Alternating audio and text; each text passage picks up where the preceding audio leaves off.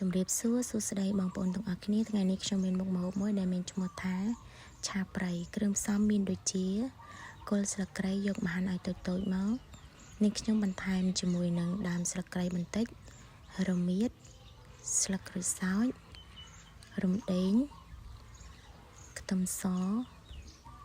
ខ្ទឹមក្រហម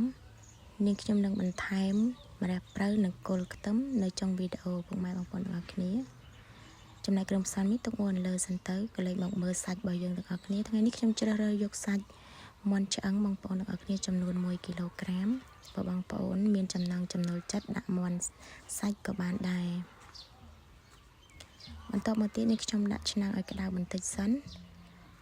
នេះខ្ញុំធ្វើការចាក់សាច់ចូល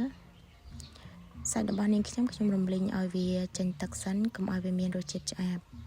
នេះខ្ញុំរំលីងវាចេញទឹកពីនេះហើយចានេះគឺ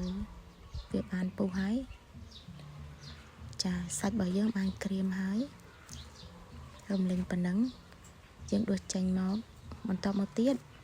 នេះខ្ញុំធ្វើការឆាគ្រឿងដែលនេះខ្ញុំបានរៀបរាប់ខាងលើចាក់ទាំងអស់នឹងចូលមក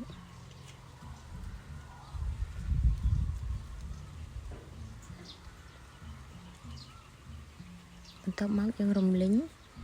ចាគ្រឿងផ្សំរបស់យើងទាំងអស់ហ្នឹងគឺរំលីងចូលគ្នាដើម្បីឲ្យវាមានក្លិនឈ្ងុយបន្តិចមក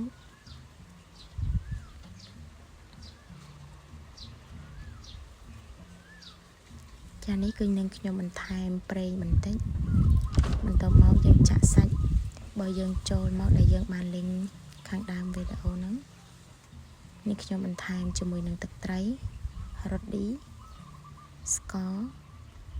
បើបងប្អូនមិនចូលចិត្តស្ករមិនចាំបាច់ដាក់ស្ករក៏បានចាយើងកូរត្រឡប់ដើម្បីឲ្យវាចូលជាតិគ្នាបន្តិចឃើញថាកូររួចហើយម្ហូបរបស់យើងគឺមានពណ៌ស្អាតខ្លាំងមែនទែនបន្ទាប់មកនេះខ្ញុំបន្ថែមជាមួយនឹងម្រះព្រៅគល់ស្លឹកខ្ទឹមបន្តិចយើងកូរវឹកដើម្បីឲ្យម្រះព្រៅរបស់យើងវារាងសពូនបន្តិចមកប៉ុណ្ណឹងជាការស្រេច